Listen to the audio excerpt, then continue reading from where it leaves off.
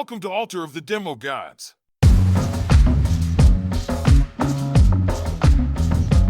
If you're wondering what advice from two experienced sales engineers sounds like, it's a little like this.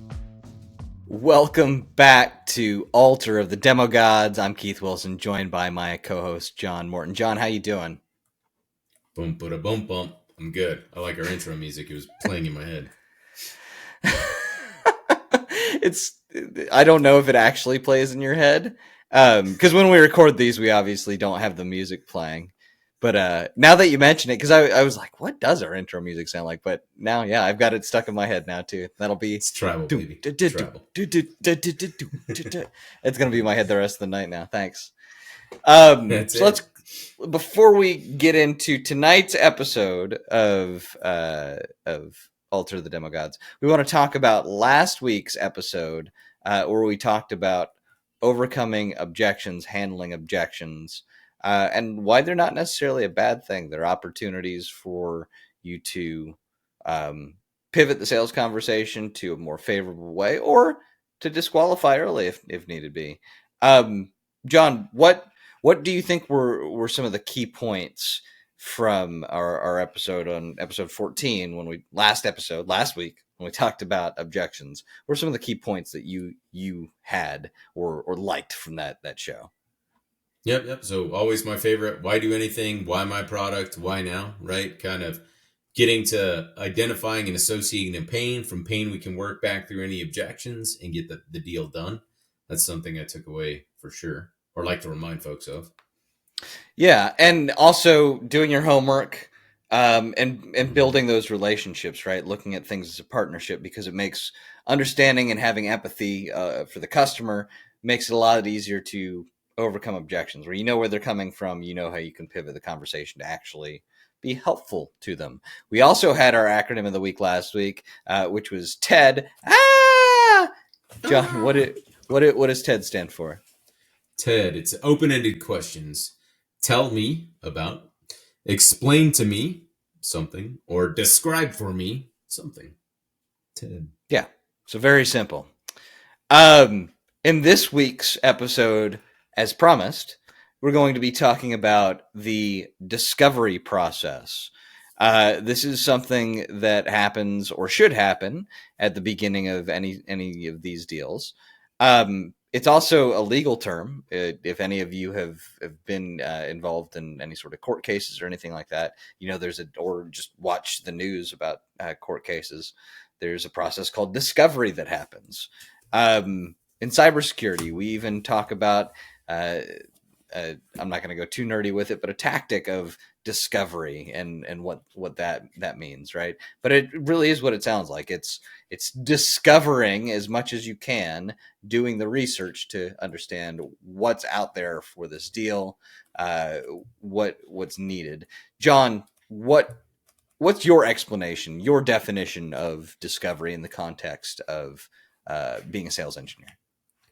I think as far as like technical sales or sales engineering, right, discovery is just kind of where we're learning about our customer, right? We're coming to them with a hypothesis. We think they have some pain our solution can solve. And discovery to me is where we're learning about this organization, right? What do they have and what do they want, simply?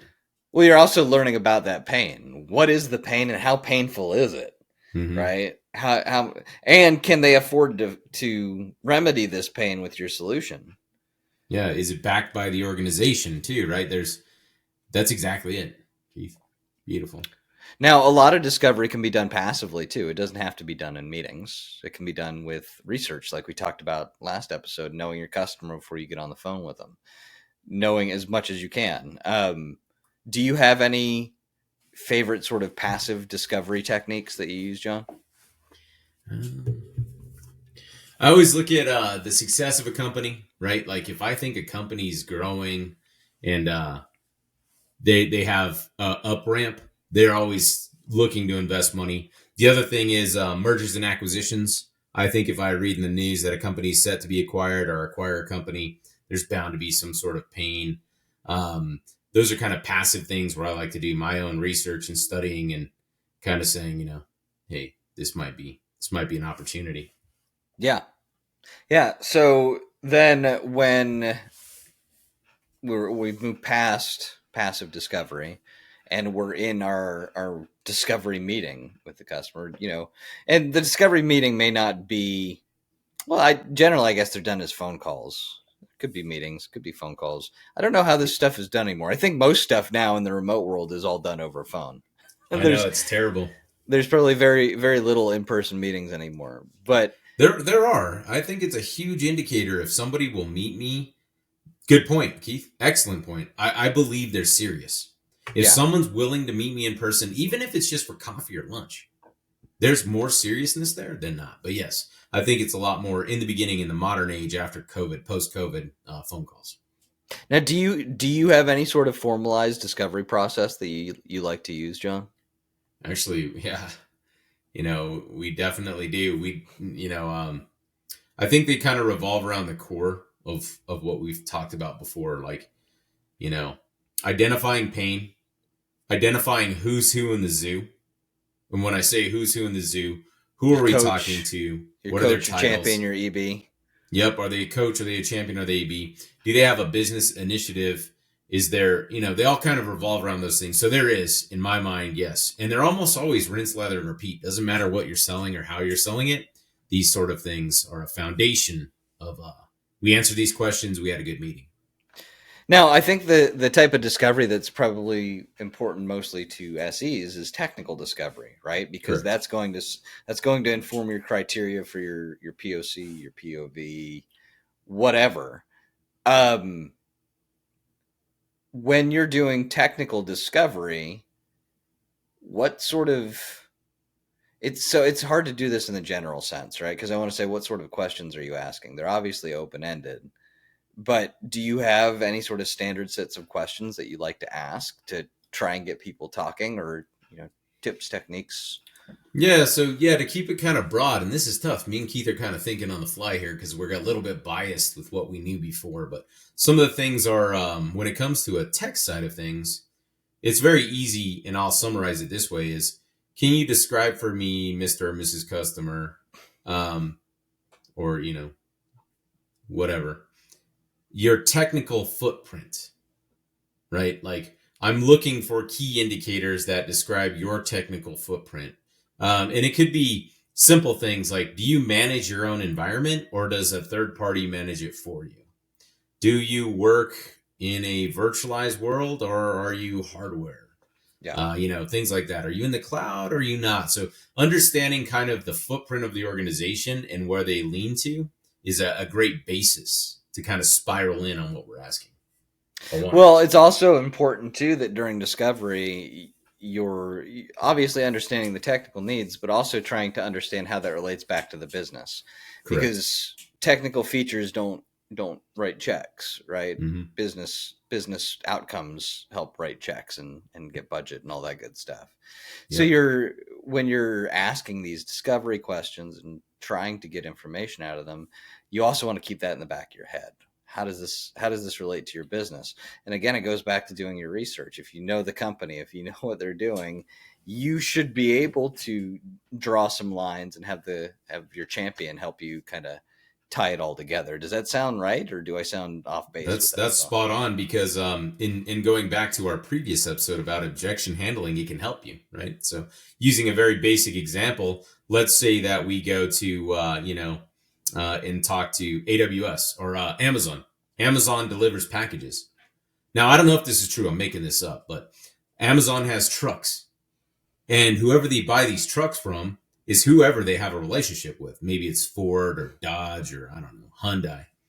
We don't want to go in there, without understanding, okay, they are a huge consumer of, Ford trucks, and we're trying to sell them Toyotas, right? So understanding the business and the drivers and the relationships they have can help us with better discovery questions and help us better understand potential objections we may run into. Yeah. I think another problem that I've run into as well is, I'm sure you've hit this, where customers don't know what they don't know, right? So they're, especially when it comes to technical requirements. So you start asking them like, well, what do you, well, I don't know. I need this thing to do this. Okay, but how do you need it to do that? Well, I don't know. And it turns into this whole back and forth conversation. So what you have a lot of the times is generally the first vendor that gets there gets to write the criteria, right? And that criteria is generally very biased. Now, as a vendor, I probably shouldn't be telling you this, but that's not the best way to do it, right? You should be writing your own criteria for what you're doing, but working with all vendors to try and understand how it matches up. Don't let the vendor just write the criteria for you. Use that as an example or as a template. And I know I'm addressing the wrong audience here because I'm addressing the vendors. I'm not addressing the buyers here, right? But there should be some sort of criteria that is established, and it should mean something to the end customer. It shouldn't just be just this generic thing that you hand out whenever you do a POC. I'm about to go on a diatribe of 2 minutes here, Keith, because you just touched on something very sensitive. Well, that's good because we need to fill time. So go on. Very sensitive to me right here, right? So as sellers, the absolute worst case scenario I encounter, and Keith kind of said, when you talk to a customer who doesn't know what they don't know, let's walk through a scenario. Let's say you had a BDR, SDR, they cold called into someone and they got a meeting. And that meeting seems very good. The person on the other end, the buyer, the prospective buyer, says, we have this pain. We need to solve this problem. Sales team gets organized. We all do our homework. We understand the company. We look at their digital footprint. We know what we think they want. We all jump on a call. And this is worst case scenario. No disrespect to anyone. Just sharing my personal pain for years now. It's a project manager who is putting together an RFI of requirements, and they have no understanding of business value or anything else that and they can't answer the questions we need answered on the phone because they're a figurehead acting on behalf of the organization to solve some sort of mundane problem that drives their KPIs. Does that make sense, Keith? Have you ever been in that scenario where you jump on, you're asking, what's your technical footprint? Do you have XYZ? I don't know. I'm just a project manager. I have this RFI I need you to fill out. RFI, acronym of the day, request for inquiry. And all it is like 300 questions that are very technical that are designed to address somebody's problem. This to me, when you're a seller, is worst case scenario. I personally refuse to fill out RFIs. I personally refuse to work with companies that insist that's how they do business. Because to Keith's point, I don't even know what problem they're trying to solve. I don't know what the timeline is. I don't know how they're trying to solve it. I don't have access to ask people the right questions. It's not a partnership at that point.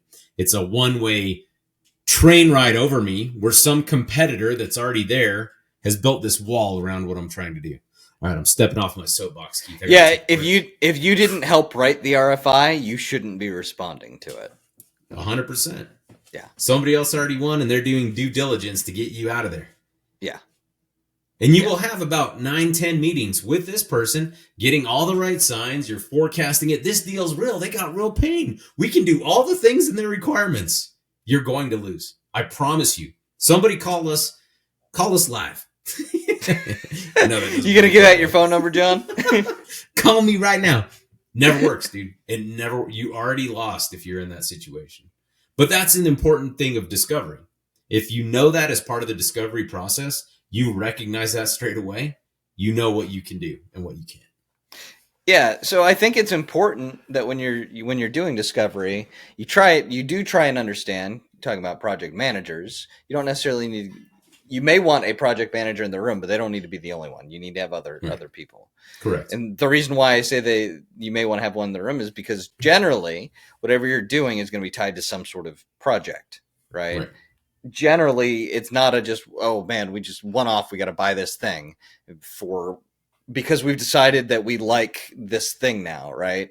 We've decided we're gonna buy subscriptions for everybody for OpenAI, for ChatGPT Enterprise, right? Just because. Well, no, that's not how businesses work.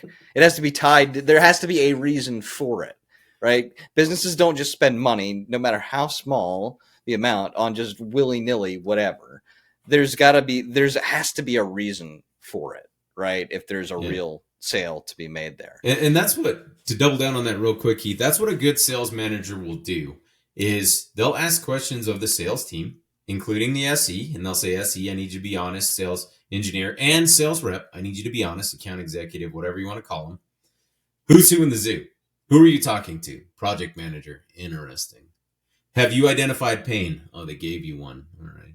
So as a sales manager, you're kind of like putting those things together, and you're not trying to call anybody out. You're not saying, Keith, bro, today's your last day. This was the worst review I ever got.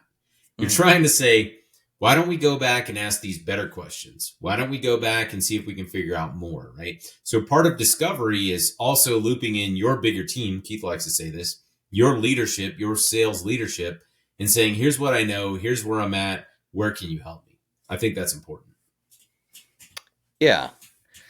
Now, I don't know about you, but I don't have the best short-term memory. My long-term memory seems pretty good at this point anyway.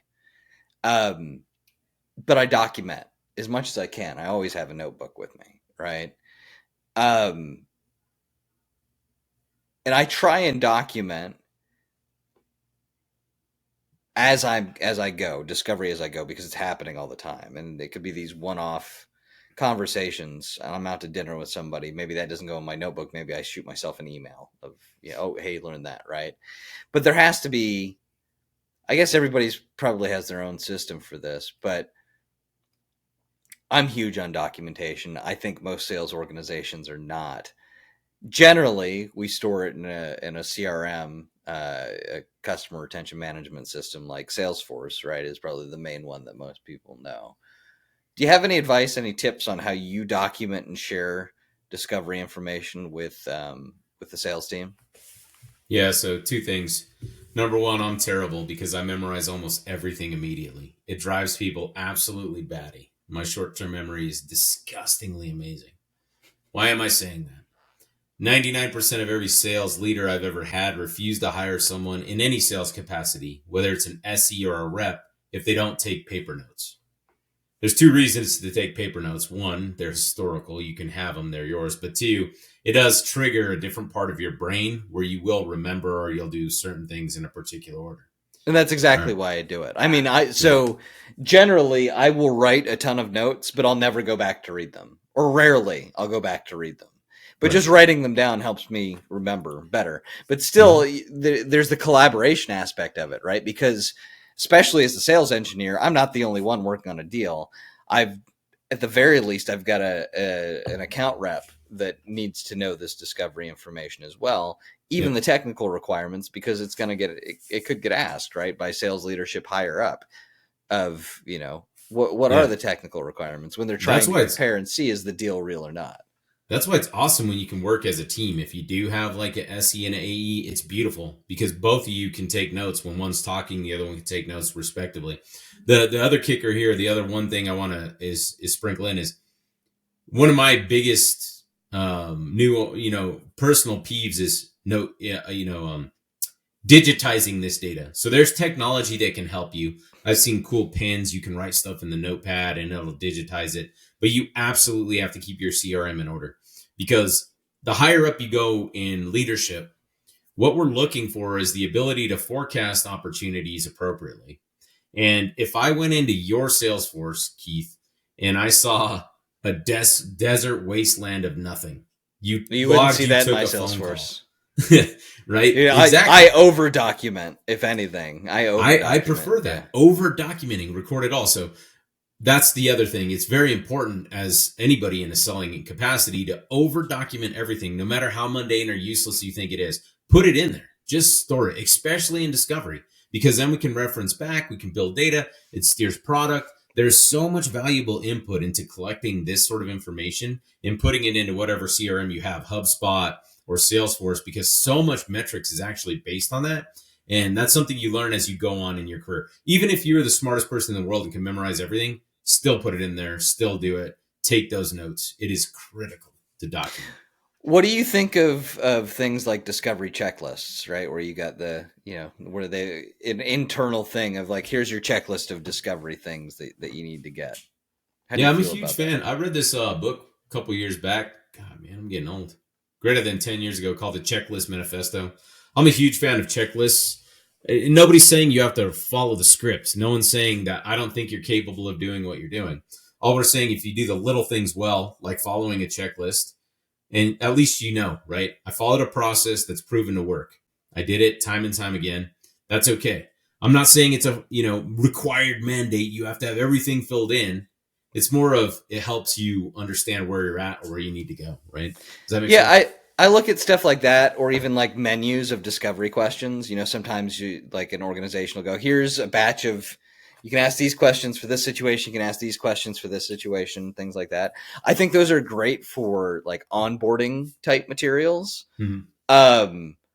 But the more you learn your product and your customers, the less you should be relying on those things, and you should have your own understanding of how discovery works, because it's going to be different for every product that you sell, right? You're going to need to know all sorts of different things for everything. There's going to be standard things, like pricing, like when does this deal need to be closed by, who's who in the zoo. That's all going to be standard, but for the most part, all the discovery is going to be tailored to whatever you're selling. Yeah, and actually, this is huge value. Have you ever heard the term "eating the toad," Keith? Eat that frog. Eat that frog. Yeah, yeah. The book's called "Eat That Frog." Eat that frog. That's it. What I think of when I think of this too is, if you were a seller new to an organization and they didn't have that, if you put together like a discovery checklist of like 3 to 5 bullet points of these are the questions to ask or things to do, dude, that's a scalable and repeatable process where you're demonstrating your ability to be a sales leader. You can then take that and hand it off, to your point, onboarding, and you're doing the hard work nobody wants to do. I like selling. I like going to like Atlanta Hawks games and having fun. Nobody wants to write down a checklist and validate it works. So if you can do that, that's very powerful. Well, and I like offloading mundane brain drains like that onto checklists, so I don't have to think about those things. Exactly. Where I can just go, okay, what do I need to ask somebody during the discovery? Let me pull out my handy dandy sheet and let's see. Yep, I make sure I got that. Speaking of discovery checklists, I mean, MedPIC frameworks, those are things that we've talked about on the show before. Those are considered checklists for discovery, right? You need to be able to answer the questions within those frameworks in order to forecast appropriately. Yeah. In order to close. Again, it's not like a measure. It's not a test. I'm not going and checking your checklist. Did you do it all? I'm looking at it to say, where do you need help? Why couldn't we get this answered? What can we do better? So, yeah. Yeah. All right, John, let's go ahead and give our final thoughts on this episode. Let's summarize as best as we can. I usually go first on these, so I'm going to let you go first. Give us your final thoughts on this episode. Yeah, so keeping it as simple as possible. My favorite, right? Discovery is just learning about your prospect, learning about your customer. You should go into it, having done your research with an understanding, a hypothesis, and thinking you have a solution. But it's about learning about this enterprise, whatever that it is they're trying to do. Discovery is the most important thing. And the other thing is document. As much as it is painful, the best sellers in SEs, they document everything. Yeah, document. And then checklists for the beginning, right? When you're trying to map out and understand the process. I think having those formalized things, I know it seems silly. I do this with educational stuff all the time, where I make worksheets for adults learning concepts. And I'm like, I've used them before too. And I'm like, I'm an adult, but I've got this printed worksheet like I'm back in elementary school. But you know what? When you're just learning something new and you need to offload brain power onto something else, these little tools and things like checklists really help, or discovery menus. Don't use them as a crutch though. Like use it to ramp up, get off them and move on. Training wheels. I think they're important to have. Yeah. Training wheels. Perfect. Training wheels. So I want everybody that's listening right now, if you're watching us on YouTube, subscribe. If you're listening to us on a podcasting, subscribe so you get all of our updates. Follow us on social media, on LinkedIn or on X, formerly known as Twitter, Demo Gods Pod. You can find links to all of our social media. You can also find all of the different platforms that we're on by going to demogodspod.com. If you have questions for us or think you'd be a good guest on an episode of Alter the Demo Gods, you can email us at demogodspod@gmail.com. Join us next week when we're talking about designing solutions. That's going to be a fun one. We're going to, maybe get a little technical on that. It should be fun. John, it's been great having you on. We'll talk to you next week. And thank you for listening, everyone. We'll see you next week on Alter the Demo Gods.